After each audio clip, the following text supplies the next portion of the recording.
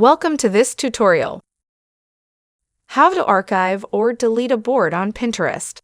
Are you struggling to manage your Pinterest boards, whether you want to clean up your profile or start fresh?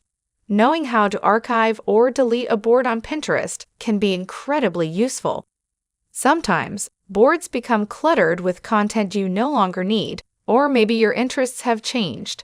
But what happens when you decide it's time to tidy up?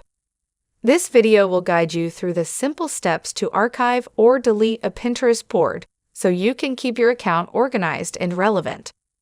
Start by logging into your Pinterest account on your desktop or mobile app. Click on your profile picture located at the top right corner of the screen. Scroll through your boards and click on the one you wish to archive or delete. You'll see 3 dots in the upper right corner of the board. Click on them to open the Options menu. In the menu, you'll find the Archive option. Click on it. Pinterest will ask you to confirm your choice. Click on the Archive button to hide the board.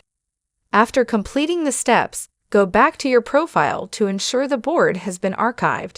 If you want to delete a board, then find and click on the board you want to remove to open it. Click on the 3 dots next to the board's name.